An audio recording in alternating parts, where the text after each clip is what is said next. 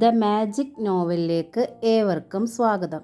Kamala ഗോവിന്ദൻ്റെ സ്വർണ്ണക്കൂട് part 3. C Viswan, നിങ്ങൾ ശോഭിക്കണ്ട. അയാൾ രാജാവൊന്നുമല്ല. പക്ഷെ അയാളെ പ്രതിയാക്കി കോടതിയിൽ നിർത്തി വിസ്തരിക്കാനോ ശിക്ഷിക്കാനോ ആവില്ല. എല്ലാ ലൂപ്പ് ഹോൾസും അടച്ചിട്ട് അയാൾ പ്രവർത്തിക്കും. നിയമത്തിൻ്റെ എല്ലാ നൂലാമാലകളും അടിവരയിട്ട് തലച്ചോറിൽ സൂക്ഷിക്കുന്ന ഒരു കമ്പ്യൂട്ടറാണ് അയാൾ. അയാൾക്കെതിരെ വാദിച്ച് ജയിക്കാൻ ആർക്കും ആവില്ലെന്ന് ബാറിലെ എല്ലാവർക്കും അറിയാം. കാരണം അയാൾ തനിക്കായി വാദിക്കുന്നത് വക്കീലിനെ വെച്ചല്ല, സ്വയമാണ്. വിശ്വൻ്റെ നെറ്റി ചുളിഞ്ഞു. 30 വയസ്സിനുള്ളിൽ ഏതാണ്ട് 30 കോഴ്സെങ്കിലും അയാൾ പഠിച്ചിട്ടുണ്ട്. ഒരുപാട് ഡിഗ്രികൾ എടുത്തിട്ടുണ്ട്. 2ഉം 3ഉം കോഴ്സുകൾക്ക് ഒരേ സമയം പോയിട്ടുണ്ട്. അതിൽ LLBയും MBയും ഉണ്ട്. ഇലക്ട്രോണിക്സും കമ്പ്യൂട്ടർ ആപ്ലിക്കേഷനും ലിറ്ററേച്ചറും ചരിത്രവും ഒക്കെയുണ്ട്. എല്ലാം അയാളുടെ തലച്ചോറിനുള്ളിലെ കമ്പ്യൂട്ടറിൽ ഫീഡ് ചെയ്തിട്ടുണ്ട്. ഒന്നും പോകാതെ. ആ കമ്പ്യൂട്ടറാണ് ഈ എഗ്രിമെൻ്റ് തയ്യാറാക്കിയത്.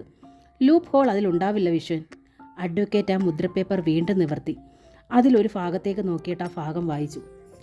മേൽപ്പടി 2 ലക്ഷം രൂപ 2ാം കക്ഷി ഈ സ്ഥാപനത്തിൽ ജോലി ചെയ്യുകയും മാസം 1000 രൂപ വീതം ശമ്പളത്തിൽ നിന്ന് തിരിച്ചടയ്ക്കുകയും ചെയ്യാമെന്ന വ്യവസ്ഥയിലാണ് കൈപ്പറ്റുന്നത്. ഈ തുക അടഞ്ഞു തീരുന്നത് വരെ 1ാം കക്ഷി ആവശ്യപ്പെടുന്ന ഏത് ജോലിയും ചെയ്യാൻ 2ാം കക്ഷി ബാധ്യസ്ഥയാകുന്നു. ഈ ഉടമ്പടി പ്രകാരമുള്ള വ്യവസ്ഥകൾ 1ാം കക്ഷി 2ാം കക്ഷി ഇവർ ഒരുമിച്ചിരുന്ന് വായിച്ച് പൂർണ്ണമായും ബോധ്യപ്പെട്ട് ഒപ്പിട്ടിട്ടുള്ളതാകുന്നു.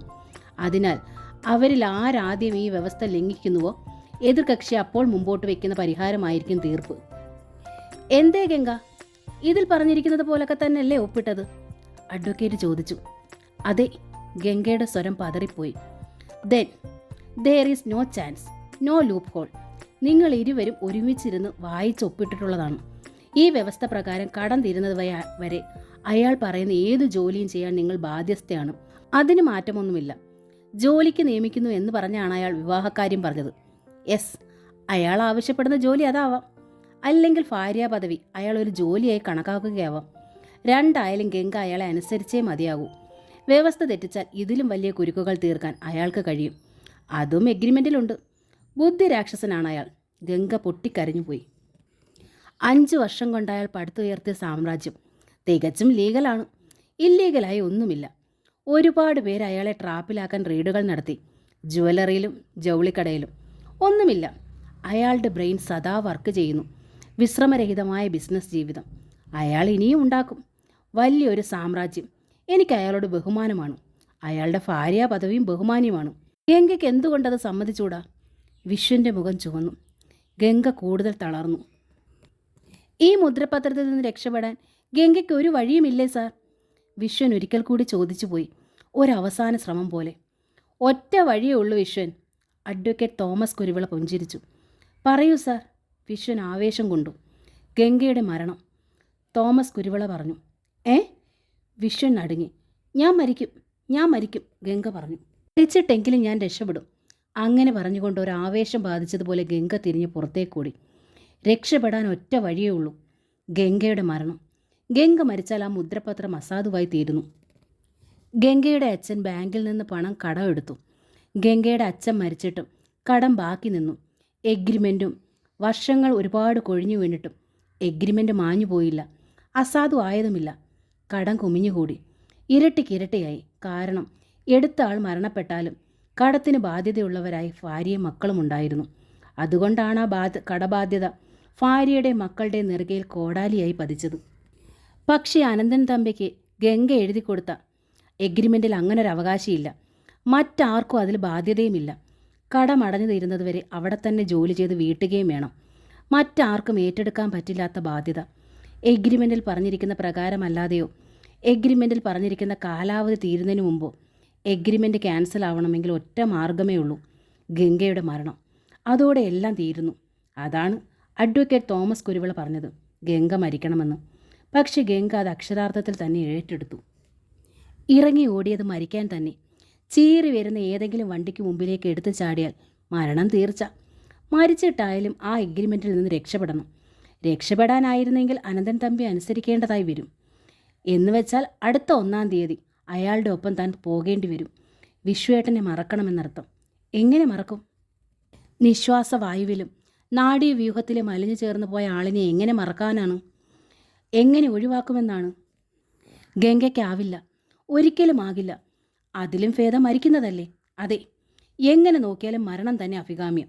എതിരെ വരുന്ന സൂപ്പർ ഫാസ്റ്റിനെ ലക്ഷ്യമാക്കി തന്നെയാണ് വഴിയിലേക്ക് ഇറങ്ങിയത്. പക്ഷെ പിന്നാലെ പാഞ്ഞു ചെന്ന് വിശ്വൻ അവളെ കടന്നു പിടിച്ച് വഴിയരികിലേക്ക് മാറ്റി നിർത്തി. വിടു വിശ്വേട്ടാ, വിടൂ, എനിക്ക് ജീവിക്കണ്ട, ഇനി ജീവിക്കണ്ട. ഗംഗ കുതറുകയാണ്. കടന്നു പോകുന്ന വാഹനങ്ങളിലുള്ളവരും വഴി യാത്രക്കാരും അവരെ തുറച്ചു നോക്കി. പ്ലീസ് പ്ലീസ് ഗംഗ, ഇത് വഴിയാണ്. വെറുതെ ഒരു സീൻ ക്രിയേറ്റ് ചെയ്യാതെ, പ്രശ്നമാകും. വിശ്വൻ അമർന്ന സ്വരത്തിൽ പറഞ്ഞു. ഗംഗ 4 വാർഡ് നോക്കി. വിശ്വൻ പറഞ്ഞത് ശരിയാണ്, എല്ലാവരും ശ്രദ്ധിക്കുന്നു. ഗംഗയ്ക്ക് തളർച്ചയായി. വഴിയരികിലേക്ക് ചേർന്ന് നിന്നു അവൾ. നമ്മൾ ഇനി എന്ത് ചെയ്യും വിശ്വേട്ടാ? കരച്ചിലിൻ്റെ സ്വരമായിരുന്നു അവൾക്ക്. ഇനി ഒരു വഴിയേ ഉള്ളൂ ഗംഗ. വിശ്വൻ്റെ സ്വരത്തിലും തളർച്ചയുണ്ടായി. അവൾ ആ മുഖത്തേക്ക് നോക്കി. ആ വിവാഹത്തിന് നീ സമ്മതിക്കുക. വിശ്വേട്ടാ! നഗരത്തിലെ തിരക്കുള്ള പെരുവഴിയാണെന്ന് ഓർക്കാതെ ഗംഗ പൊട്ടിക്കരഞ്ഞുപോയി. എന്താ എന്താ? വഴിയാത്രക്കാർ അവർക്കരികിലേക്ക് വന്നു. ഒന്നുമില്ല, വിശ്വൻ പറഞ്ഞു. ഇനി ഇവിടെ നിൽക്കുന്നത് പന്തിയല്ലെന്ന് കണ്ട് വിശ്വൻ ഒരു ഓട്ടോറിക്ഷയിൽ ഗംഗയും കൊണ്ട് കയറി. ഓട്ടോറിക്ഷ നീങ്ങി. അയാൾ എന്തൊക്കെയോ എന്ന് പറഞ്ഞു. എന്നെ 1 വർഷമായിട്ട് സ്നേഹിക്കുന്നു എന്നൊക്കെ. അയാളെപ്പോലെ ഒരാളെ ആകർഷിക്കത്തക്ക വിധം എന്ത് പ്രത്യേകതയാണ് എനിക്ക്? അതാണ് മനസ്സിലാകാത്തത്. ഗംഗ പതിയെ പറഞ്ഞു. ഞാൻ വിശ്വസിക്കുന്നില്ല വിശ്വേട്ടാ, അയാൾക്ക് നല്ല ഉദ്ദേശമുണ്ടെന്ന്. ഞാനും വിശ്വസിക്കുന്നില്ല, വിശ്വൻ പറഞ്ഞു. അയാൾക്ക് സ്നേഹമുണ്ടെങ്കിൽ അത് അതിൻ്റേതായ രീതിയിൽ പറയാമായിരുന്നില്ലേ? പകരം ജോലിയില്ലാതാക്കുന്നു, പ്രമോഷൻ എന്ന് പറയുന്നു, എൻ്റെ വേക്കൻസി ഫില്ലാക്കുന്നു, മൊത്തം ട്രാപ്പിലാക്കിയിട്ടൊരു വിവാഹാഭ്യർത്ഥന. വീണ്ടും വീണ്ടും ആലോചിക്കുമ്പോൾ ഒരുപാട് ദുരൂഹതകൾ, സംശയങ്ങൾ. അതാണ് എൻ്റെ ഭയവും. ഗംഗ കണ്ണീരടക്കാൻ മുഖം അമർത്തി തുടച്ചു. അഡ്വക്കേറ്റിനെ കാണാൻ വരുമ്പോൾ എനിക്ക് ഒരുപാട് പ്രതീക്ഷയുണ്ടായിരുന്നു വിശ്വേട്ടാ. ഒരു വക്കീൽ കൈയൊഴിഞ്ഞു, അതിനെന്താ? വേറെ വക്കീലില്ലാത്ത നാടാണോ ഇത്? ഗംഗയ്ക്ക് സമാധാനിക്കാനായില്ല. ഏതൊക്കെ വക്കീലന്മാർ കൈവിട്ടാലും നിനക്ക് ഉറച്ച് വിശ്വസിക്കാൻ ഗംഗ, ഈ വിശ്വൻ നിന്നെ കൈയൊഴിയില്ല എന്ന്. ഗംഗയുടെ നിറഞ്ഞ മിഴികൾ വല്ലാതൊന്ന് തിളങ്ങി. വീണ്ടും ആശകൾ തളിരിടുകയാണോ? ഇന്ന് ടൈമില്ല, നാളെ ആവട്ടെ, വേറെ വക്കീലിനെ കാണാം, വിശ്വൻ പറഞ്ഞു. അനന്തൻ തമ്പിയെ തോമസ് കുരുവിള ഭയപ്പെട്ടു എന്ന് കരുതി ഭയപ്പെടാത്തവരും കാണാതിരിക്കുമോ? ഗംഗ ആശയോടെ തന്നെ നോക്കി. നാളെ ഗംഗ വരണ്ട, ഞാൻ തന്നെ പരിശ്രമിച്ച് നോക്കാം. ഏതെങ്കിലും ഒരു വക്കീലിനെ കൊണ്ട് കേസ് എടുപ്പിച്ചിട്ട് വിശ്വം മടങ്ങും. വിശ്വം വിചാരിച്ചാലും എന്തെങ്കിലും നടക്കാതെ വരുമോ? അതൊന്നും അറിയണമല്ലോ, അവൻ ആത്മവിശ്വാസത്തോടെ പറഞ്ഞു. ഗംഗയ്ക്കും ആശ്വാസമായി. ജംഗ്ഷൻ്റെ അപ്പുറത്ത് ഓട്ടോറിക്ഷ നിർത്തി. പിന്നെ മറ്റാരും അറിയാതിരിക്കാൻ 2 വഴിയിലൂടെയാണ് അവർ വീട്ടിലെത്തിയത്.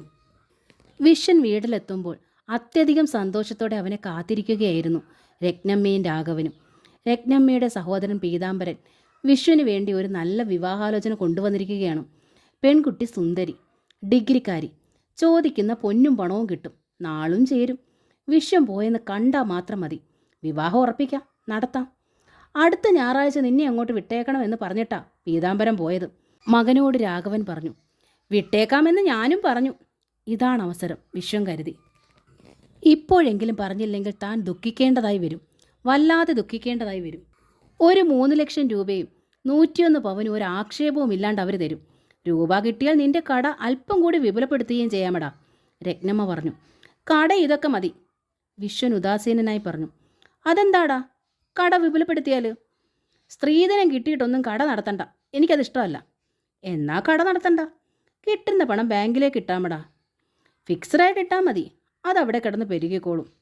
എനിക്ക് സ്ത്രീധനവും വേണ്ട, പൊന്നും വേണ്ട. പിന്നെ മനസ്സിനിണങ്ങിയ പെണ്ണായിരിക്കണം. മനസ്സിനിണങ്ങുമോ എന്ന് പോയി നോക്കാണ്ടറിയാൻ പറ്റുമോ? പോയി നോക്കിയാലും മനസ്സിലിണങ്ങത്തില്ല. വിശ്വൻ്റെ സ്വരം താണു. അതെന്താടാ അങ്ങനൊരു മുൻകൂർ ധാരണ? വിശ്വൻ മിണ്ടിയില്ല. പറയടാ, എന്താടാ കാര്യം? അച്ഛൻ എന്നെ വിഷമിപ്പിക്കരുത്. അങ്ങനെ വിഷമിപ്പിക്കാതിരുന്നിട്ടും കാര്യമൊന്നുമില്ലല്ലോ. നിന്റെ മനസ്സിലിപ്പോൾ എന്താണെന്ന് ഞാനൂടെ അറിയട്ടെ. വിശ്വൻ ഒരു നിമിഷം കൂടി നിശബ്ദനായി 2 ആളെ നോക്കി. 2 പേരും അവൻ്റെ മുഖത്തേക്ക് തന്നെ കണ്ണുകൾ നട്ടിരുന്നു.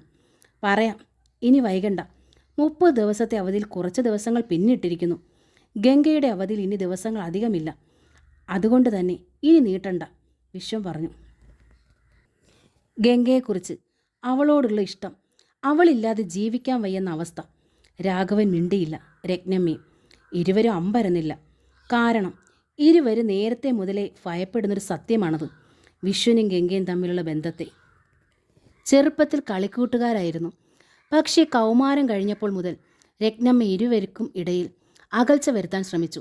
മകൻ കേൾക്കെ അവർ സുഭദ്രയെക്കുറിച്ചും പെൺമക്കളെക്കുറിച്ചും മോശമായി സംസാരിച്ചു.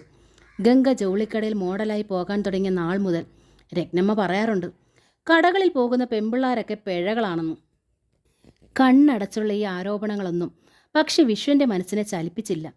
അവൻ്റെ ആത്മാവിൽ കല്ലിൽ കൊത്തിയ ചിത്രം പോലെ പതിഞ്ഞുപോയ ഗംഗയുടെ രൂപത്തിന് ഒട്ടും മങ്ങലേൽപ്പിച്ചില്ല. മാത്രമല്ല, ആരോപണങ്ങൾക്കിടയിൽ ആ ചിത്രത്തിന് കൂടുതൽ മിഴിവും ചാരുതയും കൈവന്നതേ ഉള്ളൂ താനും. അവൾ എൻ്റെ കുഞ്ഞിന് കൈവശം കൊടുത്തതാ, അവിടെ അമ്മ അതിനൊക്കെ സാമർത്ഥ്യക്കാരിയാ, രത്നമ്മ പറഞ്ഞു. നീ മിണ്ടാതിരിക്കും രത്നമ്മേ, രാഘവൻ രത്നമ്മയെ ശാസിച്ചു. എടാ, പീതാംബരം കൊണ്ടുവന്ന ആലോചനക്കാരത്ര മോശക്കാരല്ല. സ്നേഹവും ബന്ധവും ഒക്കെ നിന്റെ പ്രായത്തിൻ്റെ തോന്നലും എടുത്തു ചാട്ടവുമാ. അത് വിട്ടുകളാ. അവർ സ്ത്രീധനം തരുമെന്ന് പറഞ്ഞപ്പോൾ നീ ആക്ഷേപം പറഞ്ഞു. വേണ്ട, പക്ഷെ നിനക്ക് വേണ്ടതൊരു ജോലിയല്ലേ? പിടിപാടുള്ളൊരു പെണ്ണിൻ്റെ ആൾക്കാർ നിനക്കൊരു ജോലി അവർ വാങ്ങിത്തരും. രാഘവൻ മകനെ കോർത്തെടുത്ത് വരുതിയിലാക്കാൻ ഒരു ചൂണ്ടയിട്ടു. എനിക്ക് സന്തോഷവും മനസമാധാനവും കൂടി അവർ വാങ്ങിത്തരുമോ അച്ഛാ? വിശ്വൻ സഹികേടോടെ ചോദിച്ചുപോയി. സന്തോഷവും സമാധാനവും ഒരു പെണ്ണിൻ്റെ കൂടെ കഴിയുമ്പോൾ അതൊക്കെ താനെ അങ്ങുണ്ടാവും, അല്ലാണ്ട് ആരും ചോദിച്ചു വാങ്ങണ്ട. രാഘവൻ്റെ സ്വരത്തിലും കാഠിന്യമുണ്ടായി. അങ്ങനെ ഒരു പരീക്ഷണം എനിക്ക് വയ്യച്ചാ, വിശ്വനും പറഞ്ഞു. എന്നുവെച്ചാ? രാഘവൻ്റെ മുഖഭാവം മാറി. കണ്ണുകളിൽ ഒരു കത്തലുണ്ടായി. എനിക്കൊരു ഭാര്യയുണ്ടെങ്കിൽ അത് ഗംഗ മാത്രമായിരിക്കും. വിശ്വൻ്റെ സ്വരം ദൃഢമായി. ഒറ്റയടി. മകനെ ആദ്യമായിട്ട് അടിക്കുകയായിരുന്നു രാഘവൻ. വിശ്വൻ കരണം പൊത്തിയില്ല, സങ്കടപ്പെട്ടില്ല, അക്ഷോഭ്യനായി നിന്നു. അതോടെ രാഘവൻ ഒരു കാര്യം മനസ്സിലായി. മകൻ്റെ തീരുമാനം അചഞ്ചലമാണെന്നും. രത്നമ്മയ്ക്കും അത് ബോധ്യമായി. പിറ്റേ ദിവസവും വിശ്വൻ ഇറങ്ങി വക്കീലിനെ അന്വേഷിച്ച്. ഗംഗയെ വിമോചിതയാക്കി സ്വന്തം ഹൃദയത്തോട് ചേർത്തടക്കി പിടിക്കാനുള്ള ആവേശത്തോടെ. ടൗണിൽ ജില്ലാ കോടതി. ജില്ലാ കോടതിക്ക് പരിസരത്ത് അഡ്വക്കേറ്റ്സ്മാരുടെ ഒരു നീണ്ട നിര തന്നെയുണ്ട്. പ്രഗത്ഭന്മാരായ അഡ്വക്കേറ്റ്സ്, ബാറിലെ ലീഡിംഗ് വക്കീലന്മാർ, കേസുകളുടെ തലവിധി തലനാരിഴയ്ക്ക് മാറ്റിമറിക്കാൻ വൈദഗ്ധ്യമുള്ളവർ. വിശ്വം കണ്ടു. ആ മുദ്രപത്രം കാണിച്ചു. എന്നാൽ മുദ്രപത്രം അനന്തൻ തമ്പിയുടേതാണെന്ന് അറിഞ്ഞതോടെ അഡ്വക്കേറ്റ് തോമസ് കുരുവിള ചെയ്തതുപോലെ എല്ലാവരും പിന്മാറി. തോൽക്കാൻ വേണ്ടി ഒരു അഭിഭാഷകനും വാദിക്കില്ല മിസ്റ്റർ വിശ്വൻ. തോൽക്കുമെന്ന് തീർച്ചയുണ്ടെങ്കിൽ കേസിൽ നിന്ന് പിന്മാറാനേ ശ്രമിക്കൂ. അനന്തൻ തമ്പി എതിർകക്ഷിയായി വരുന്ന ഒരു കേസും മറ്റാരും ജയിച്ചിട്ടില്ല. അയാളതിന് സമ്മതിക്കുകയുമില്ല. അറിഞ്ഞുകൊണ്ടെന്തിന് തോൽക്കാൻ വേണ്ടി കോട്ടിടുന്നു? അവർ ഒരുപോലെ പറഞ്ഞു. മാത്രവുമല്ല, അയാളോട് വാദിക്കാൻ നിൽക്കാതെ അയാളെ അനുസരിക്കുകയാവും ഈ ഉടമ്പടിയിലെ രണ്ടാം കക്ഷിക്ക് ഏറ്റവും അഭികാമ്യം എന്നാണ് അവരുടെ അഭിപ്രായവും. അതോടെ വിശ്വൻ്റെ ആശ നശിച്ചു. വക്കീലന്മാർ പിന്മാറുന്നു എങ്കിൽ പിന്നെ പോലീസ് സ്റ്റേഷനിൽ ചെന്നിട്ടെന്താ കാര്യം? അല്ലെങ്കിലും പോലീസിൽ പരാതിപ്പെടാൻ തക്കതായി എന്താണ് ഇതിലുള്ളത്? വക്കീലന്മാരെ പോലും വിരൽമുനയിൽ നിർത്തിയിരിക്കുന്നവന് പിന്നെന്ത് ഭയപ്പെടാൻ? അയാൾ വെറും ഒരു ജൗളിക്കടക്കാരനോ ജ്വല്ലറി ഉടമയോ മാത്രമല്ല, സ്വാധീനം ചെലുത്താവുന്ന എല്ലാ മേഖലകളിലും കടന്നു കയറി കാൽക്കീഴിലാക്കിയിരിക്കുന്നു. ഗംഗ കാത്തു നിൽക്കുകയായിരുന്നു കാപ്പിത്തോട്ടത്തിനും അപ്പുറത്തും. വിശ്വൻ വരുന്നതും കാത്ത്. പക്ഷെ നിരാശ കൂടുകെട്ടിയ മുഖവും തളർന്നു തൂങ്ങിയ മിഴികളുമായി വിശ്വൻ മുമ്പിലെത്തി നിൽക്കുമ്പോൾ ഗംഗ കരഞ്ഞുപോയി. സമാധാനിപ്പിക്കാനുള്ള വാക്കുകൾക്കായി പോലും വിശ്വൻ പരതി. അവൾ അകപ്പെട്ടിരിക്കുന്ന കോട്ട എത്തിക്കയറാനാവാത്തത്ര ഉയരമുള്ളതും പൊട്ടിക്കീറാനാവാത്തത്ര ബലവത്താണെന്നുമുള്ളതും വിശ്വൻ അറിയുകയായിരുന്നു. ആ അറിവ് അവൻ്റെ മിഴികളിൽ മൂടൽ മഞ്ഞും ചേതനകളിൽ തളർച്ചയും വ്യാപിപ്പിച്ചു. വിശ്വൻ്റെ തളർച്ചയേക്കാൾ ഇരട്ടിയായിരുന്നു ഗംഗയുടെ തളർച്ച. ഇനി ഒന്നേ ഉള്ളൂ പോംവഴി, മരണം. മരണം മാത്രമാണ് രക്ഷയ്ക്കായുള്ള ഏക വഴി. അനന്തൻ തമ്പി എന്ന മനുഷ്യനെ സ്വീകരിക്കണമെന്നതിലുപരി ഗംഗയെ സങ്കടത്തിലാഴ്ത്തുന്നത് വിശ്വനെ നഷ്ടപ്പെടുത്തുന്നു എന്ന അറിവാണ്. ഓർമ്മയായ കാലം മുഴുവൻ ചേതനയിൽ അലിഞ്ഞുപോയ പേരും രൂപവും വയ്യ, നഷ്ടപ്പെടാൻ വയ്യ. എത്ര വലിയ നേട്ടങ്ങൾക്ക് വേണ്ടിയാണെങ്കിലും ഗംഗയ്ക്ക് വിശ്വേട്ടനെ നഷ്ടപ്പെടുത്താൻ ഒരിക്കലും വയ്യ. ചിന്താമണ്ഡലങ്ങൾക്ക് പോലും തീ പിടിച്ച മട്ടിലാണ് വിശ്വൻ തിരിഞ്ഞു നടന്നത് വീട്ടിലേക്ക്. വല്ല വിധേനയും വീട്ടിലെത്തി ബെഡിലേക്ക് വീണു. തെക്കേടത്ത് സർവീസിലേക്ക് തിരിഞ്ഞു നോക്കിയില്ല. ശ്രീകുട്ടൻ വന്ന് വിളിച്ചിട്ട് അനങ്ങിയില്ല. ഒരേ കിടപ്പ്. ആ കിടക്കട്ടെ, വിശക്കുമ്പോൾ താനെ എണീറ്റ് വരും, അല്ലാണ്ട് എന്താകാനാ? ഒന്നേ ഉള്ളൂ എന്ന് കരുതി ഓമനിച്ചതിൻ്റെ അഹമ്മതിയായി കാണിക്കുന്നത്, രാഘവൻ പറഞ്ഞു. രത്നമ്മ മകൻ്റെ അടുത്തിരുന്ന് കേണ് കാല് പിടിച്ചു കണ്ണീർ തൂകി. വിശ്വൻ അത് കേട്ടില്ല, അനങ്ങിയില്ല. 1 ദിവസം, 2 ദിവസം, 3 ദിവസം വിശ്വൻ അനങ്ങിയില്ല. ആഹാരം കഴിച്ചതുമില്ല. ഒരേ നിലയിൽ ഒരേ കിടപ്പ്. രാഘവനും രത്നമ്മയ്ക്കും പരിഭ്രമമായി. അടുക്കളയിൽ തീ കൂട്ടിയില്ല, ചായ പോലും ഉണ്ടാക്കിയില്ല. രത്നമ്മ ഒരേ കിടപ്പ് കിടന്നു. മകൻ്റെ മുഖം ഒന്ന് വാടുന്നത് ആ അമ്മയ്ക്ക് സഹിക്കില്ല. നേരം തെറ്റി മകൻ ആഹാരം കഴിക്കുന്നത് പോലും സഹിക്കില്ല. ആ മകനാണ് 3 ദിവസം. മകന് വേണ്ടെങ്കിൽ പിന്നെ താൻ എന്തിന് അടുക്കളയിൽ കയറുന്നു, വിഭവങ്ങൾ ഉണ്ടാക്കുന്നു? അതുകൊണ്ട് അവർ കിടന്നു. എന്താടി, നീ അടുക്കള സമരം തുടങ്ങിയോ? രാഘവൻ രത്നമ്മയ്ക്കരികിലിരുന്നു. രാവിലത്തെ ചായ പോലും കിട്ടിയില്ലല്ലോ. എൻ്റെ കുഞ്ഞിങ്ങനെ പട്ടിണി കിടക്കുമ്പോൾ ഉണ്ടാക്കാനും കഴിക്കാനും ഒന്നും എനിക്ക് മേല. അവർ വിമ്മിപ്പൊട്ടി കരയുകയായിരുന്നു. എടി, അവൻ്റെ നല്ല ഭാവിക്ക് വേണ്ടിയിട്ടല്ലയോ നമ്മൾ ഓരോന്ന് പറയുന്നത്? അവനോ കാൽ കാശിന് ഗതിയില്ലാത്തവൾക്ക് വേണ്ടിയിട്ടാ പട്ടിണി സമരം. ഇവൻ്റെ തല ഇങ്ങനെ തിരിഞ്ഞു പോയത് എന്താണെന്നാണ് ഞാൻ ഓർക്കുന്നത്, രാഘവൻ പറഞ്ഞു. രത്നമ്മ കരച്ചിൽ തന്നെ. അവന് നന്നാകേണ്ടേ പിന്നെ എനിക്കെന്തു പാടി? എൻ്റെ ജീവിതം കഴിയാറായി. ഇനിയിപ്പോൾ കുറേ പൊന്നും കാശും കിട്ടിയാൽ എനിക്ക് എത്ര നാളത്തേക്കാ? രാഘവൻ ഗൗരവത്തിൽ തുടർന്നു. വിനാശകാലേ വിപരീത ബുദ്ധിയെന്ന് കേട്ടിട്ടില്ലേ? നശിക്കാനാ വിധിയെങ്കിൽ അങ്ങനെ തന്നെ. തലയിലെടുത്ത് നമ്മൾ മായ്ച്ചാൽ മാറുമോ? മുൻപിൽ കിടന്ന് പട്ടിണി കിടന്ന് ചാകുന്നതിലും ഭേദമല്ലേ. എന്താണെന്നാ ഇഷ്ടമെന്ന് പോലെ ചെയ്യാൻ പറഞ്ഞോ? നിങ്ങൾ എന്താ പറഞ്ഞത്? രത്നമ്മ അവിശ്വസനീയതയോടെ പിടഞ്ഞെഴുന്നേറ്റു. നിന്റെ മോനോട് ചെന്ന് പറയാൻ പട്ടിണി കിടന്ന് ചാകണ്ടാന്ന്. ആരെങ്കിലും കെട്ടുകയോ കൂടെ താമസിപ്പിക്കുകയോ എന്താന്ന് വെച്ചാൽ ചെയ്തോളാൻ പറയും. എൻ്റെ ദേവി, ഈ മനുഷ്യന് നല്ല ബുദ്ധി കൊടുത്തല്ലോ. രത്നമ്മ മേൽപോട്ട് നോക്കി പ്രാർത്ഥിച്ചു പോയി ഒരു നിമിഷത്തേക്ക്. കണ്ണടച്ചു ഒരു നിമിഷം കൂടി. ഞാൻ ഇവിടെ ഇരുന്ന് തീ തിന്നുമായിരുന്നു. നീ കൊള്ളാമല്ലോടി. സുഭദ്രയുടെ മകളെ ഈ പടിക്കകത്ത് കയറ്റെടുത്തെന്ന് എന്നോട് പറഞ്ഞ നീ എൻ്റെ നേർബുദ്ധിക്ക് വേണ്ടി പ്രാർത്ഥിച്ചെന്നോ? രാഘവൻ ചോദിച്ചു. അവളെ കയറ്റാൻ ഇപ്പോഴും സമ്മതം ഉണ്ടായിട്ടല്ല. കാൽ കാശിന് പകരം കിട്ടൂല, അറിയാം. പക്ഷെ ഇവനിങ്ങനെ ഒറ്റക്കാലിൽ തപസ് ചെയ്യുമെന്ന് ആരാ വിചാരിച്ചത്? നമ്മൾ കടുംപിടുത്തം പിടിച്ചാൽ അവൻ സമ്മതിക്കുമെന്നല്ലേ ഞാൻ കരുതിയത്, രത്നമ്മ പറഞ്ഞു തെല്ല് വിഷമത്തോടെ. എൻ്റെ കുഞ്ഞിൻ്റെ വിഷമം കണ്ടിട്ട് സഹിക്കുന്നില്ല. അവനെ സങ്കടപ്പെടുത്തിയിട്ട് നമ്മൾ എന്ത് ചെയ്തുവാനാ? അവൻ്റെ ഇഷ്ടം എന്താണെന്ന് വെച്ചാൽ നടക്കട്ടെ, അതാ ഞാൻ പറഞ്ഞേ, രത്നമ്മ വിശദീകരിച്ചു. ഇപ്പം രോഗി ഇച്ഛിച്ചതും വൈദ്യം കൽപ്പിച്ചതും ഒന്നുപോലായി. രാഘവൻ മൂളിയിരുത്തി. നീ ഏതായാലും എഴുന്നേറ്റ് ചെല്ല്. പുന്നാര മോനോട് പറയ് പട്ടിണി കിടന്ന് ചാകണ്ടാന്ന്. പിടിച്ചെണീപ്പിച്ച് വെള്ളമോ കഞ്ഞിയോ കൊടുക്ക്. ഉത്സാഹത്തോടെ രത്നമ്മ വിശ്വൻ്റെ മുറിയിലേക്ക് ഓടി. മകൻ്റെ കിടപ്പ് കണ്ടപ്പോൾ നെഞ്ചുരുകിപ്പോയി അമ്മയ്ക്ക്. ലോകത്തോട് മുഴുവൻ ദേഷ്യവും പകയും തീർക്കുന്ന മട്ടായിരുന്നു വിശ്വന്. ആ ഭാവമായിരുന്നു മുഖത്തും കണ്ണുകളിലും. രത്നമ്മ ബെഡിൽ മകൻ്റെ അരികിലിരുന്നു. അവൻ്റെ മുഖത്തും തലയിലും തൻ്റെ വലത് കരം കൊണ്ട് മെല്ലെ തഴുകി. അമ്മയുടെ കൈത്തലത്തിലെ സ്നേഹത്തിൻ്റെ ചൂരും വാത്സല്യത്തിൻ്റെ ചൂടും വിശ്വനറിഞ്ഞു. എന്നിട്ടും അനങ്ങിയില്ല. എന്താടാ എൻ്റെ കുഞ്ഞെ നീ ഇങ്ങനെയൊക്കെ ചെയ്യുന്നത്? രത്നമ്മ വാത്സല്യത്തോടെ ചോദിച്ചു. എന്തിനാ നിൻ്റെ ഈ നിരാഹാര സമരം? മരിക്കാൻ തന്നെ തീരുമാനിച്ചോടാ? വിശ്വൻ മൗനം. കൈ വളരുന്നോ കാല് വളരുന്നോ എന്ന് നോക്കി നോക്കി നിനക്കായി ജീവിക്കുന്ന ഞങ്ങളെക്കാളും വലുതാ നിനക്കവളല്ലേ? വിശ്വന് പ്രതികരണമില്ല. എന്തിനാ നീ ഇങ്ങനെ സ്വയം പീഡിപ്പിക്കുന്നത്? ആർക്ക് വേണ്ടിയിട്ടാ? അവളെ ഏതോ രാജകുമാരനോ സ്വർണ്ണകുമാരനോ കെട്ടിക്കൊണ്ടു പോകുകയെന്ന് കേട്ടല്ലോ. പിന്നെ നീ എന്തിനാടാ വിഷമിക്കുന്നേ? ഇല്ല, ഇപ്പോഴുമില്ല പ്രതികരണം. അമ്പടാ, സുഭദ്രയുടെ ഒരു ഗമ. മുമ്പ് ഈ അടുക്കളയിൽ നിന്ന് ഇറങ്ങിത്തരുന്ന നേരമില്ലായിരുന്നു. ഈ പറമ്പിൽ വീഴുന്ന ഒരൊറ്റ തേങ്ങ കിട്ടത്തില്ലായിരുന്നു. എന്നിട്ടിപ്പോൾ അവളുടെ ഒരു ഗമയെ, വില കൂടിയ തുണിത്തരങ്ങൾ, കാതിലും കഴുത്തേലും കൈത്തണ്ടയിലും ആഭരണങ്ങൾ. ആഹാ, കാണേണ്ട കാഴ്ച തന്നെ.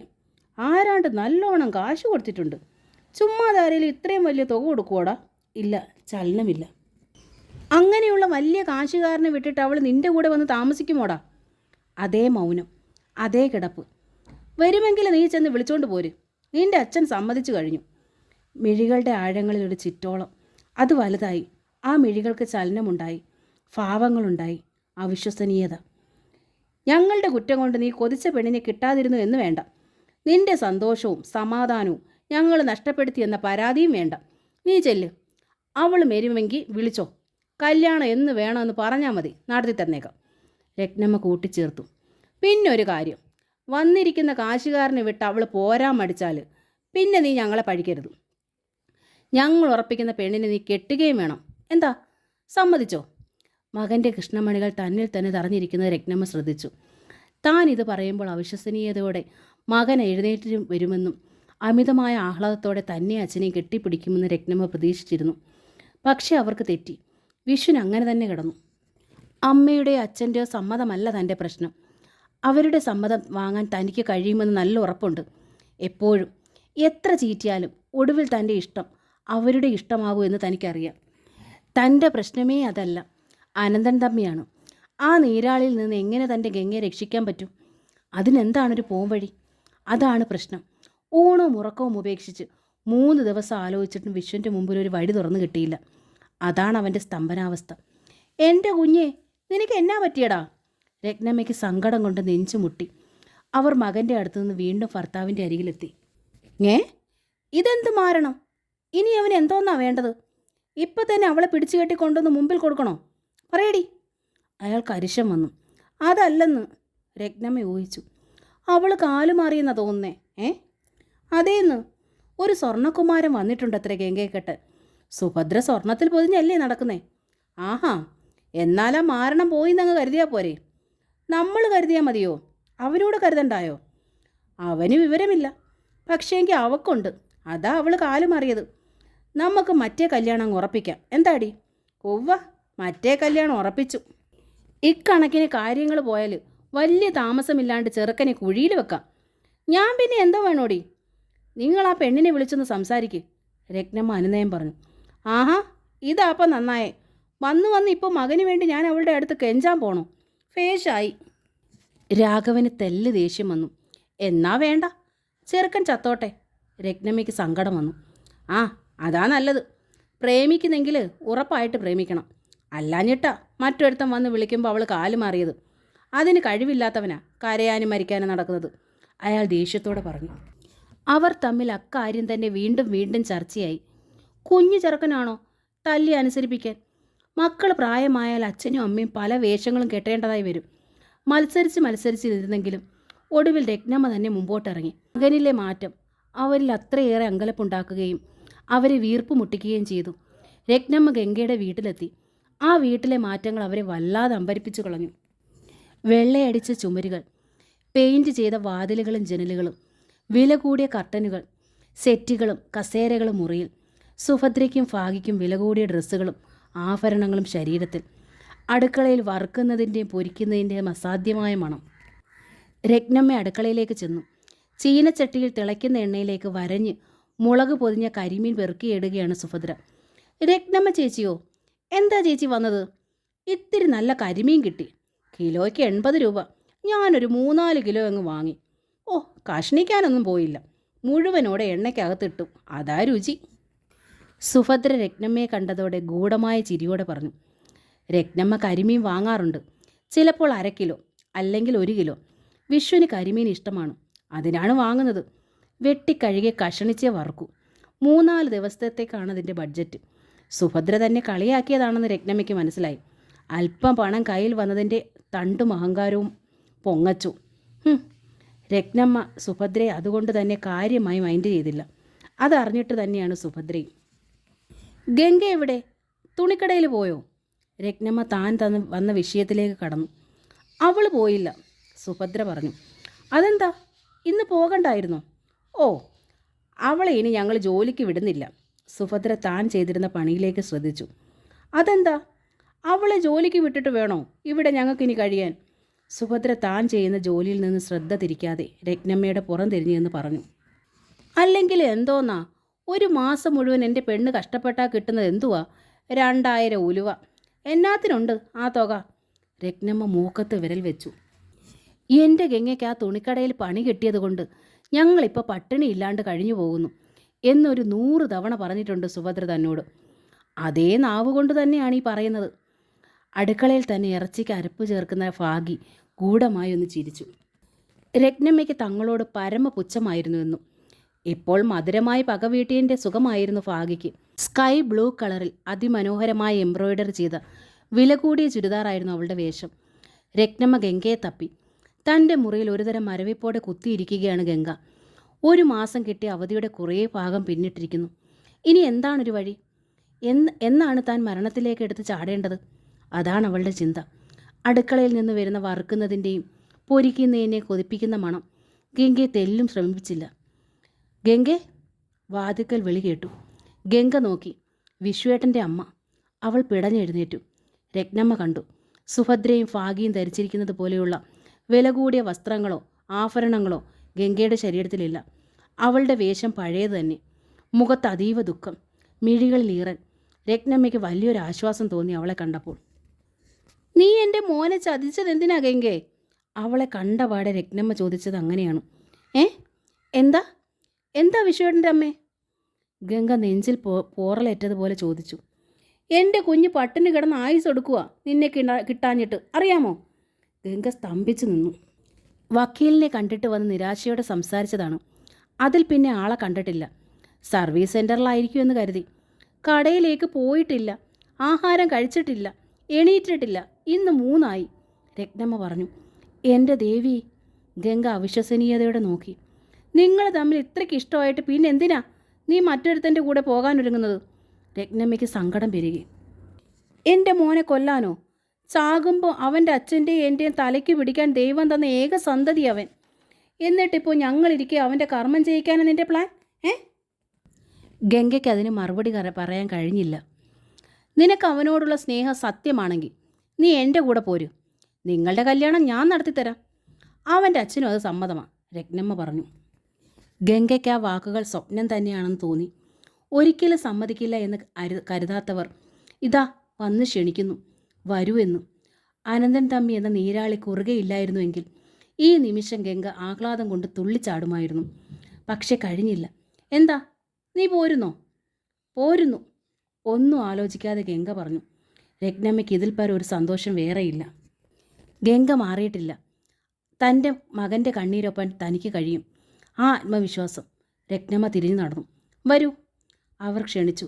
ഗംഗ അവർക്ക് പിന്നാലെ നടന്നു, സ്വപ്നത്തിലെന്നോണം. എടി, നീ എവിടെ പോകുന്നു? അവർക്ക് മുമ്പിൽ കോട്ട പോലെ സുഭദ്ര നിൽക്കുന്നു. അവൾ എൻ്റെ കൂടെ വരുന്നു. എന്താ, അവൾക്ക് വന്നുകൂടെ? രത്നമ്മ ചേച്ചി, എൻ്റെ പെണ്ണിനെ അങ്ങ് വിട്ടു പിടിച്ചേരെ. ചേച്ചിന്ന് വിളിച്ച നാവ് കൊണ്ട് മറ്റൊന്നും വിളിപ്പിക്കല്ലേ. സുഭദ്രയുടെ ഭാവം മാറി. ആ മുഖത്ത് രോഷം തിങ്ങി. അവളെ അങ്ങോട്ട് കൊണ്ടുപോകാൻ ഞാൻ സമ്മതിക്കില്ല. അമ്മേ, ഗംഗ വിളിച്ചു. എന്താടി? സുഭദ്ര ശബ്ദമുയർത്തി. എനിക്ക് പോകണം, എനിക്ക് വിശ്വേട്ടനെ കാണണം. പോയാൽ നിന്നെ ഞാൻ കൊന്നുകളയും. സുഭദ്ര വിറഞ്ഞു തുള്ളി. കൊല്ലാമെങ്കിൽ കൊന്നതാ. അതാണ് എനിക്കും വേണ്ടത്, ഗംഗ പറഞ്ഞു. അവളുടെ എന്തും നേരിടാനുള്ള ദൃഢഭാവം കണ്ടപ്പോൾ സുഭദ്ര ഒന്ന് അറച്ചുപോയി. ആ ഒരു നിമിഷം രത്നമ്മയുടെ വിജയമായി. അവർ വരാന്തയിലേക്ക് ഇറങ്ങി. അവർക്ക് പിന്നാലെ ഗംഗയും. ഇരുവരും വരാന്തയിൽ നിന്ന് മുറ്റത്തേക്ക് ഇറങ്ങാൻ ഭാവിക്കുകയായിരുന്നു. ആ നിമിഷത്തിലാണ് പടിക്കൽ ഒരു വിദേശിക്കാർ വന്നു നിന്നത്. ആ കാർ ഗംഗ തിരിച്ചറിഞ്ഞു. അതിൽ നിന്നിറങ്ങിയ ആളെയും. ആനന്ദൻ തമ്പി. ഡോർ തുറന്നിറങ്ങി അയാൾ അവർക്ക് നേരെ നടന്നു വരികയായിരുന്നു. അയാളുടെ ചുണ്ടിലൊരു ചിരിയുണ്ടായിരുന്നു, ഗംഗയെ തളർത്തുന്ന ചിരി. ഗംഗ, സുഖമല്ലേ? വന്ന പാടെ ആനന്ദൻ തമ്പി ഗംഗയുടെ മുമ്പിൽ നിന്നു വിടർന്ന ചിരിയോടെ ചോദിച്ചു. അവൾ മറുപടി പറഞ്ഞില്ല. അയാളുടെ മുഖത്തേക്ക് തന്നെ നോക്കി തറഞ്ഞു നിൽക്കുകയാണ്. പിന്നെ ആ സ്തംഭനാവസ്ഥയിൽ നിന്ന് ഉണർന്നതുപോലെ അവൾ തിരിഞ്ഞ് രത്നമ്മയെ നോക്കി. വിശ്വേട്ടൻ്റെ അമ്മ പൊയ്ക്കോളൂ, ഞാൻ വരാം. രത്നമ്മ വന്നയാളെ നോക്കി മിഴിച്ച പാടെ നിൽക്കുകയാണ്. വില കൂടിയ വസ്ത്രങ്ങൾ, സ്വർണ്ണത്തുടൽ കഴുത്തിലും കൈത്തണ്ടയിലും. വിരലിന്മേലെ മോതിരത്തിന് തന്നെ എന്തൊരു തിളക്കം! ആഹാ, എന്തൊരു പ്രൗഢി! മുഖത്തെ സൗന്ദര്യമോ! ഇവനാണോ ഗംഗയെ കെട്ടാമെന്ന് പറഞ്ഞ സ്വർണ്ണകുമാരൻ? പെമ്പിള്ളാർ വീണുപോയാൽ കുറ്റം പറയാനുണ്ടോ? ആ കാറിന് തന്നെ എത്ര ലക്ഷം വിലയുണ്ടാവും? രത്നമ്മയ്ക്ക് അമ്പരപ്പും പാരവശ്യവുമുണ്ടായി. ഈ സ്വർണ്ണകുമാരനെ വിട്ട് ഗംഗ തൻ്റെ മകന് വേണ്ടി വന്നില്ലെന്ന് വെച്ച് അവളെ കുറ്റം പറയാൻ ആർക്കും ആവില്ല, തനിക്കും. അത്യധികം സങ്കടത്തോടെയാണ് രത്നമ്മ മടങ്ങിപ്പോയത്. സർ, അകത്തേക്ക് കയറിയിരിക്കാം. ഗംഗയുടെ സ്വരം തീരെ താഴ്ന്നിരുന്നു. യെസ്. അനന്തൻ തമ്പി മുറ്റത്ത് നിന്നും വരാന്തയിലേക്കും അവിടെ നിന്ന് അകത്തേക്കും കയറി. ഗംഗ സെറ്റി ചൂണ്ടിക്കാട്ടി. അനന്തൻ തമ്പി ഇരുന്നു. നന്നേ ചൂടുണ്ട് പുറത്തും അകത്തും. അനന്തൻ തമ്പി AC കാറിൽ നിന്നാണ് പുറത്തു വന്നതും. വീടിനുള്ളിൽ ഫാനില്ല. അതുകൊണ്ട് തന്നെ അയാളുടെ ദേഹം വിയർത്തൊഴുകി. അയാൾ 4 പാട് നോക്കി. മുകളിലേക്കും ഫാൻ തിരയുകയാവും. AC-യിൽ നിന്നിറങ്ങാത്ത ശരീരം. ഇരിക്കുന്ന മുറികളിലും സഞ്ചരിക്കുന്ന കാറിലും വരെ AC-യാണ്. ഗംഗ ഭിത്തിമേൽ ചാരി അങ്ങനെ നിന്നു, എന്ത് ചെയ്യണമെന്നറിയാതെ. അകത്തെ വാതിൽക്കൽ സുഭദ്ര പ്രത്യക്ഷപ്പെട്ടു. അവർക്ക് പിന്നിൽ ഭാഗ്യയും. അമ്പരന്ന മുഖഭാവമായിരുന്നു സുഭദ്രയ്ക്ക്. അവർ ആദ്യം കാണുകയായിരുന്നു അനന്തൻ തമ്പിയെ. ഇത്ര സുന്ദരനാണെന്ന് ഓർത്തില്ല, ഇത്ര ചെറുപ്പവും. അയാളുടെ ഭംഗിയും പ്രൗഢിയും കണ്ടിട്ടായിരുന്നു സുഭദ്രയ്ക്ക് അമ്പരപ്പ്. ഗംഗയുടെ അമ്മയല്ലേ? അനന്തൻ തമ്പി സുഭദ്രയ്ക്ക് നേരെ നോക്കി. അതെ. ധരിച്ചിരുന്ന സാരിയുടെ ഞൊറിവുകൾ ഒന്നുകൂടി പിടിച്ച് നേരെയിട്ട് സുഭദ്ര വാതിക്കൽ കടന്നു വന്നു. അമ്മയെ കാണാൻ എത്തിയതാണ് ഞാൻ. അനന്തൻ തമ്പിയുടെ സ്വരത്തിൽ വിനയവും മര്യാദയും നിറഞ്ഞു തുളുമ്പിയിരുന്നു. മോൾ എന്നോടെല്ലാം പറഞ്ഞായിരുന്നു, സുഭദ്ര പറഞ്ഞു. എൻ്റെ മോളോടും ഞങ്ങളോടും കാട്ടുന്ന കരുണയ്ക്ക് സാറിനെ ദൈവം അനുഗ്രഹിക്കും. സാറെന്ന് വിളിക്കണ്ട, അനന്തൻ തമ്പി പറഞ്ഞു. അമ്മയ്ക്ക് എന്നെ അനന്തൻ തമ്പി എന്ന് തന്നെ വിളിക്കാം. അനന്തു എന്നാണ് എൻ്റെ അമ്മ എന്നെ വിളിച്ചിരുന്നത്, അങ്ങനെയും വിളിക്കാം. ഉവ്, സുഭദ്ര ഭവ്യതയോടെ സമ്മതിച്ചു. പിന്നെ ഞാൻ ഈ കാട്ടുന്നത് കരുണയുടെ പട്ടികയിൽ പെടുത്തണ്ട. സ്നേഹം, അതാണ് ഞാൻ നിങ്ങൾക്ക് തരുന്നത്. എനിക്ക് വേണ്ടതും അതാണ്, അനന്തൻ തമ്പി വീണ്ടും പറഞ്ഞു. ഉവ്, സുഭദ്ര വീണ്ടും സമ്മതിച്ചു. വാതിക്കൽ നിന്ന് എത്തി നോക്കിയ ഭാഗ്യയ്ക്ക് ഒറ്റ നോട്ടത്തിലെ അനന്തൻ തമ്പിയോട് ഇഷ്ടമായി. ഗംഗേച്ചി പറഞ്ഞിരുന്നതിനേക്കാൾ കൂടുതൽ സുന്ദരനാണ് ആൾ. മോൻ്റെ അച്ഛനും അമ്മയൊക്കെ? സുഭദ്ര ചോദിച്ചു. ആ, അവരൊക്കെ വന്നാൽ ഇവിടെ ഇഷ്ടപ്പെടുവോ ആവോ? അവർ വരില്ല. അതെന്താ വരില്ല? അതറിഞ്ഞാൽ പോരെ. അപ്പോൾ കല്യാണക്കാര്യം? സുഭദ്ര ഒന്ന് പരിങ്ങി. അത് പറയാനാണ് ഞാൻ വന്നത്, അനന്തൻ തമ്പി പറഞ്ഞു. അക്കാര്യം തീരുമാനിക്കുന്നത് ഞാനാണ്. അല്ല, അച്ഛനും അമ്മയൊക്കെ വന്ന് കണ്ട് ഇഷ്ടപ്പെട്ടൊക്കെ അല്ലേ കാര്യങ്ങൾ തീരുമാനിക്കുന്ന പതിവ് രീതിയിൽ നിന്ന് എപ്പോഴും വ്യത്യസ്തനാണ് ഞാൻ. എനിക്കിഷ്ടവും അതാണ്. അച്ഛൻ വന്ന് കാണുക, അമ്മ വന്ന് കാണുക, പിന്നെ എല്ലാവരും കാണുക. കാണുന്നവരൊക്കെ അടിമുടി അളക്കുക, മാറ്റി നിശ്ചയിക്കുക, വില പറയുക. എനിക്കാ പതിവ് ഇഷ്ടമല്ല. ഞാനത് ഗംഗയോട് ആദ്യമേ പറഞ്ഞിട്ടുണ്ട്. ഇല്ലേ ഗംഗെ? ഭിത്തിമേൽ ചാരി നിൽക്കുന്ന ഗംഗയോടാണ് ചോദ്യം. ഉവ്വ് എന്നവൾ തലയാട്ടി. ഗംഗയ്ക്കും അത് സമ്മതമാണ്. എൻ്റെ ഒപ്പം ജീവിക്കാനുള്ളവളെ ഞാൻ മാത്രം കണ്ടാൽ മതി. ഞാൻ മാത്രം ഇഷ്ടപ്പെട്ടാൽ മതി. ഞാൻ മാത്രം തീരുമാനിച്ചാൽ മതി. പോരെ? ആ ചോദ്യം ദൃഢമായ സ്വരത്തിലായിരുന്നു. ആ സ്വരത്തിൽ വല്ലാത്തൊരു മൂർച്ചയും ഉണ്ടായിരുന്നു. കണ്ണടയ്ക്കുള്ളിൽ ആ ചെമ്പൻ കണ്ണുകൾ കൂടുതൽ തിളങ്ങുന്നത് ഗംഗ കണ്ടു. മതി, അത് മതി. എനിക്ക് വിരോധമൊന്നും ഉണ്ടായിട്ടല്ല മോനെ. നാട്ടു നടപ്പൊക്കെ ഇല്ലാണ്ടാവുമ്പം നാട്ടുകാരെന്ത് വിചാരിക്കുമെന്ന് കരുതിയിട്ടാ, സുഭദ്ര പറഞ്ഞു. ഇടപാട് നാം തമ്മിലാണ്, നാട്ടുകാരുമായിട്ടല്ല, അനന്തൻ തമ്പി തെല്ല ലാഘവത്തോടെ പറഞ്ഞു. അത് ശരിയാ, സുഭദ്രയെ സമ്മതിച്ചു. ഞങ്ങൾ ആണും തൂണും ഇല്ലാത്തവരാ മോനെ. എത്രയും വേഗം ഇതുങ്ങളെ രണ്ടുപേരെ ആരുടെയെങ്കിലും കയ്യിൽ പിടിച്ചു കൊടുക്കണമെന്നേ ഉള്ളൂ. ഒറ്റ ചിന്ത എനിക്കുള്ളൂ. എന്നാലോ അതിനൊട്ട് കഴിവുമില്ല. ഇതുങ്ങളുടെ അച്ഛനുണ്ടായിരുന്നെങ്കിൽ. സുഭദ്ര അറിയാതെ സങ്കടം തോന്നിപ്പോയി. എല്ലാം എനിക്കറിയാം, അനന്തൻ തമ്പി പുഞ്ചിരിയോടെ പറഞ്ഞു. ഓ, ഇവളെല്ലാം പറഞ്ഞായിരിക്കും അല്ലേ? എന്ന് കൂട്ടിക്കോളൂ, അനന്തൻ തമ്പി ഗംഗയെ നോക്കി. ഗംഗയുടെ ഇളയ കുട്ടി പഠിക്കാൻ മിടുക്കിയാണല്ലേ? അവൾ വെറുതെ തലയാട്ടി, പാവ കണക്കെ. അതേ മോനെ, പഠിക്കാൻ മിടുക്കിയാ എൻ്റെ ഭാഗി. ഗംഗയും മിടുക്കിയായിരുന്നു. നിവൃത്തിയില്ലാത്തോണ്ടാ പഠിത്തം നിർത്തിയേ. ഒരു ജോലി കിട്ടണമെന്നായിരുന്നു ഞങ്ങളുടെ പ്രതീക്ഷ. ഇപ്പോഴത്തെ കാലത്ത് ഒരു ജോലി കിട്ടാനുള്ള പാടുകളെ. അനന്തൻ തമ്പി പുഞ്ചിരിയോടെ വീണ്ടും ഗംഗയെ നോക്കി. അവൾ ഒന്ന് വിളറി. ആ, അടുത്ത 1-ാം തീയതി ഞാൻ വീണ്ടും വരും. ഇന്ന് 10-ാം തീയതി. ഇന്നേക്ക് 21-ാം ദിവസം. അന്ന് ഗംഗ എൻ്റെ ഒപ്പം വിടണം, അനന്തൻ തമ്പി പറഞ്ഞു. ഗംഗ തളരാൻ തുടങ്ങി. അവളുടെ കാലുകൾക്ക് മുള്ളിന്മേൽ തറയുന്ന വേദന.